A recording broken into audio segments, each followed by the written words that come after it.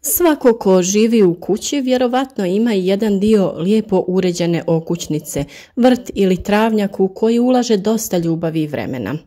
To je mjesto gdje uživate i sa ponosom tu dovodite prijatelje i rodbinu. Međutim, nije uvijek sve tako idilično. Posebno kada imate ogromna brdašca na svojim zelenim površinama u voćnjaku ili povrtnjaku. Naravno, pogađate, za to su odgovorne krtice. Ove životinje su karakteristične po neumornom kopanju hodnika po vašoj zemlji. Danas govorimo upravo o temi koliko su zapravo krtice štetne, te kako ih usmjeriti dalje od vašeg travnjaka ili vrta.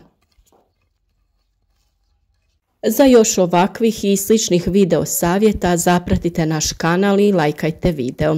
Ukoliko mislite da je neki video koristan, podijelite ga na vašim društvenim mrežama, možda nekom bude od pomoći.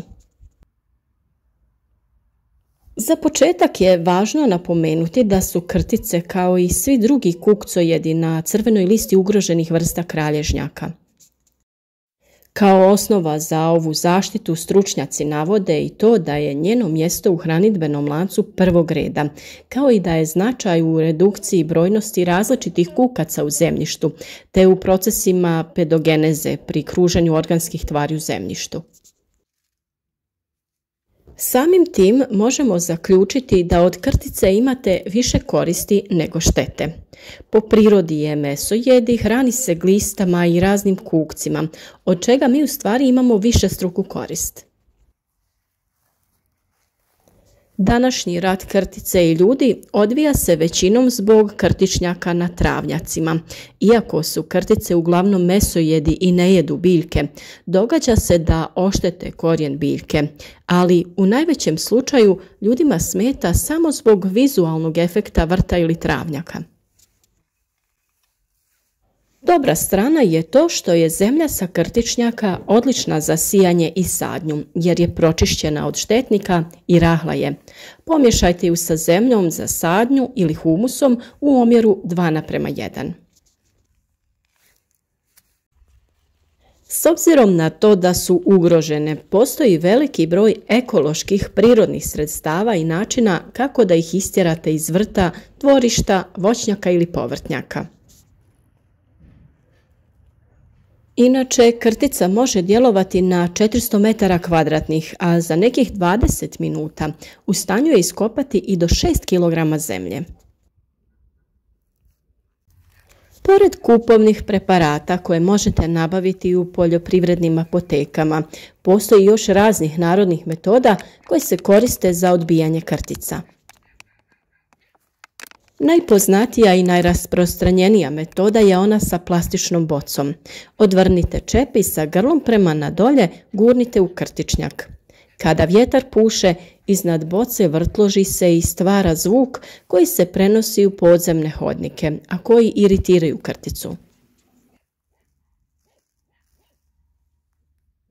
Drugi način je da kuglice vate ili salvete natopite limunovim uljem ili limunovim sokom, te tako natopljene stavite u rupu koju ste otkopali. Ovo je efikasan način da ne naštetite krtici, nego da ju samo otjerate. Miris limuna krtica ne podnosi, pa će automatski pobjeći s tog mjesta. Slično djelovanje ima i smjesa koja se pravi od sirutke. Potrebno vam je 3/4 sirutke i 1/4 mlačenice. Mlačenica je inače mlijeko koje ostaje nakon mlačenja, odnosno izrade putera, i ukusom je najsličnija jogurtu. Taj miris kada se pomiješa sa zemljom u nedostatku kisika počne smrdjeti u podzemnim hodnicima krtičnjaka. Trska vam također može pomoći i to je jednostavna i efikasna metoda. Treba samo u zemlju zabiti štap od trske na dubini od 60 cm. Dok puše vjetar, trska će prenositi vibracije koje ih živciraju i iritiraju. Krtice također ne podnose miris nekih začina, poput cimeta, bibera, ljute paprike. Ova bezopasna sredstva sipajte direktno u krtičnjake i krtice će se razbježati, a neće im biti ništa.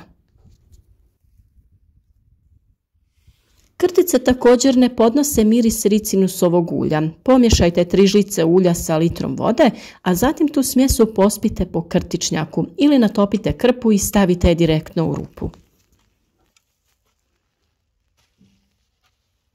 Ni bazgu baš dobro ne podnose, a da ih se oslobodite, listove bazge natopite i ostavite da odstoje.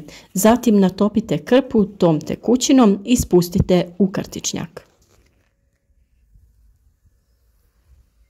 Određene vrste bilja svojim mirisom tjeraju krtice iz vrta, zato se preporučuje sadnja češnjaka, graha i mlječike, a vrlo je djelotvorna i afrička ili francuska kadifica koja svojim korijenjem odbija gliste, a ako nema glista neće biti ni hrane za krtice. A vrlo jednostavan način jeste da direktno u rupu stavite nešto malo narezanog češnjaka kako bi otpustio svoj miris i time tjerao krtice. Uglavnom, kada primijetite krtičnjake na području vašeg vrta, travnjaka ili dvorišta, znajte da vam predstoji dugotrajna borba sa ovim malim dosadnim stvorenjima. One su svakako korisne u uklanjanju štetnika iz zemljišta, no nažalost to rade na jedan vrlo neuredan i neprihvatljiv način.